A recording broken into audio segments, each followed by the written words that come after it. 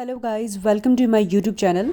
तो बांके बिहारी जी का बुलावा आ ही गया। हम ट्रेन से सीधा चले गए मथुरा से हमने किया ई रिक्शा से हम पहुंच गए सीधा वृंदावन अपने आश्रम में रेडी होके हम सीधा चले गए बांके बिहारी जी के मंदिर की ओर। मंदिर में वहाँ पे बहुत ही भीड़ थी और काफ़ी लोग आए हुए थे, तो दर्शन करने में भी काफ़ी समय लग गया। फिर हम इसके बाद सीधा चले गए इस्कॉन टेम्पल। इस्कॉन टेम्पल की नक्काशी बहुत ही खूबसूरत तरीके से की गई है।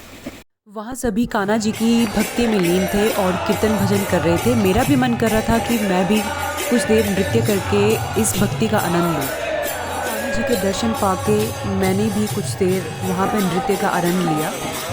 जाने का मन नहीं था पर समय कम था, तो हम सीधा चल दिए प्रेम मंदिर की तरफ। लाइटिंग इफ़ेक्ट के कारण प्रेम मंदिर रात में बहुत ही खूबसूरत दिखता है। तो यहाँ पे जब भी दर्शन करने के लिए जाएं, शाम के समय ही जाएं, क्योंकि लाइटिंग इफ़ेक्ट आप शाम के समय ही देख पाएंगे। कान्हा जी की रासलीला देख के मन अति प्रसन्न हुआ।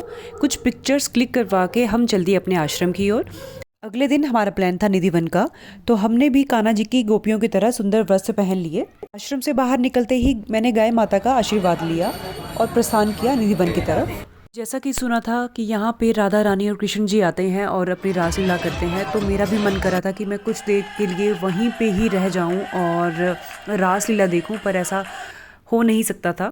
तो मन को प्रसन्न करने के लिए कुछ पिक्चर्स क्लिक करवाई, कुछ नृत्य का आनंद लिया और फिर चल पड़े हम यमुना घाट की तरफ, क्योंकि दिन के 2 बज चुके थे और सभी मंदिरों के कपाट बंद हो चुके थे। नौका विहार में बैठ के हमने यमुना नदी की पूजा की मान्यता है कि जिसकी पूजा सफल होनी हो उसका ये दीपक डूबता नहीं है। तो हमारी भी माता रानी ने सुन ली और हमारा दीपक नहीं डूबा। वापस गलियों से गुजरते हुए एक बच्चे ने राधा रानी का तिलक किया, ऐसा प्रतीत हुआ साक्षात कृष्ण हो।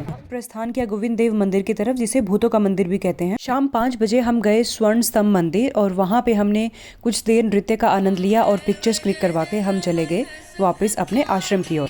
अगले दिन हम निकल गए बरसाना की ओर। श्री लाडली जी के दर्शन पाके मन बहुत ही प्रसन्न हुआ और माता रानी ने मुझे प्रसाद में श्रृंगार का सामान दिया।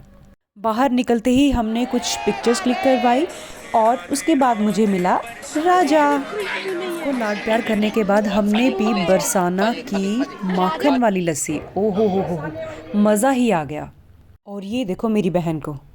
तो झटपट से लस्सी ख़त्म करने के बाद हम चल दिए नंदगांव की ओर।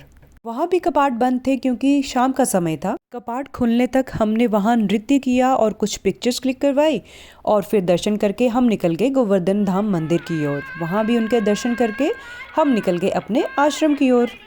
तो अगले दिन हमारी वापसी की ट्रेन थी शाम 5 बजे की। इस टाइम को ध्यान में रखते हुए हम निकल गए सुबह सुबह श्री राधा वल्लभ जी मंदिर की ओर। वहाँ पे हमने श्री राधा वल्लभ जी के दर्शन किए। मंदिर से बाहर निकलते ही एक बछड़े को प्यार दुलार किया और निकल गए हम श्री कृष्ण जन्मभूमि की ओर। फ़ोन ना अलाउड होने के कारण हम वहाँ पे फ़ोटो क्लिक नहीं कर पाए। फिर निकल दिए हम द्वारिकाधीश मंदिर की ओर। लेट पहुँचने के कारण वहाँ पे भी कपाट बंद हो चुके थे, तो वहाँ पे भी कुछ वीडियो और फ़ोटो क्लिक करवा के हम चल दिए स्टेशन की तरफ। तो गाइस, कैसा लगा आपको ये व्लॉग? कमेंट करके ज़रूर बताइएगा। मिलते हैं नेक्स्ट व्लॉग पे, तब तक के लिए बाय बाय।